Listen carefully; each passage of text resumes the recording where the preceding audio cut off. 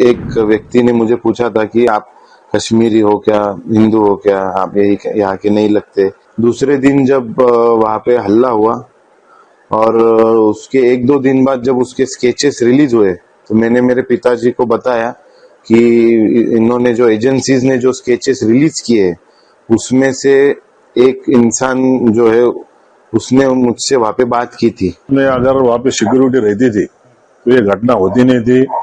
इतने लोग जो वहाँ पे मर गए वो नहीं मरते थे।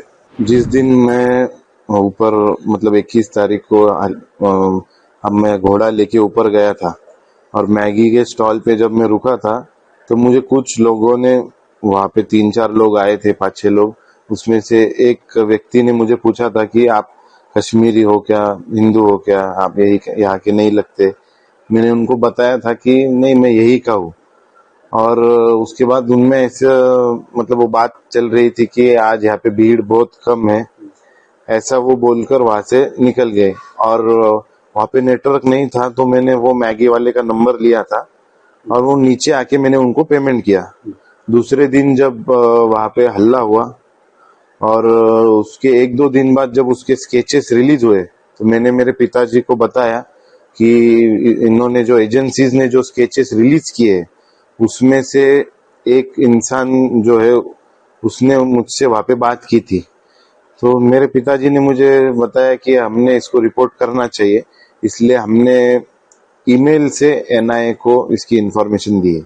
एनआईए से कुछ आपसे संपर्क हुआ है क्या? नहीं, अभी तक तो कुछ उनकी तरफ से हमको कुछ ये नहीं आया है, रिस्पांस रिप्लाई कुछ आया नहीं है। अगर आएगा तो हम आगे उनको जो भी इंफॉर्मेशन नीडेड है वो जरूर देंगे।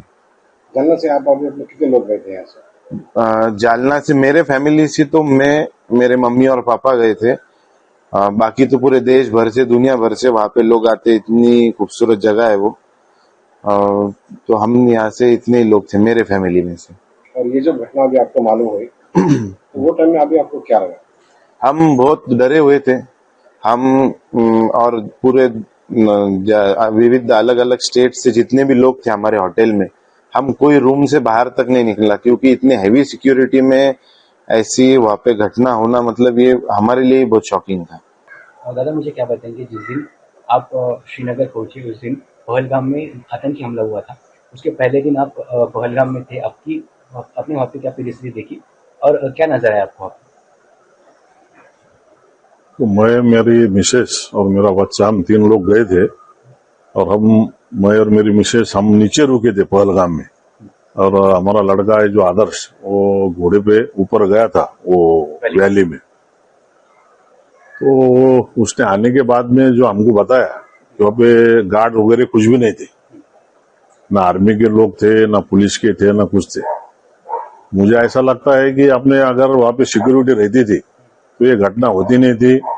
इतने लोग जो वहाँ पे मर गए वो नहीं मरते थे। तो मेरी सरकार से गुजारिश है कि उन्होंने ध्यान रख के सुरक्षा व्यवस्था और कड़क करना चाहिए। वहाँ पे जहाँ जहाँ टूरिस्ट लोग जाते हैं वहाँ पे सुरक्षा व्यवस्था देनी चाहिए।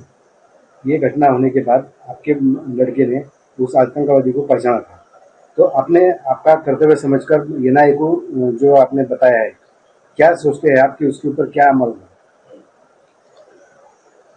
अभी वो जो दूसरे तीसरे दिन जो स्केच आए थे उनके टेररिस्ट के, तो मेरे बच्चे ने वो देख के मुझे बताया कि पापा इसमें का एक था जो उसने मेरे से वहां पे बात किया था। तो मैं बोला बेटा अपना भी कर्तव्य है, कुछ अपन उनको मालूमात देना चाहिए जो अपने को जो मालूम है वो। तो फिर उसने वो ईमेल पे एनआईए को मालूमात वो सब दी थी।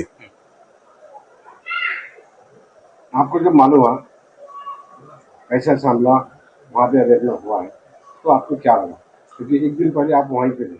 बहुत बुरा लगा और हम तो बच गए समझो हमारे माँ बाप के आशीर्वाद से। मगर जो लोग गए उनके बारे में बहुत सोच के दुख लगता है और ऐसा लगता है कि ऐसी घटना नहीं होनी चाहिए।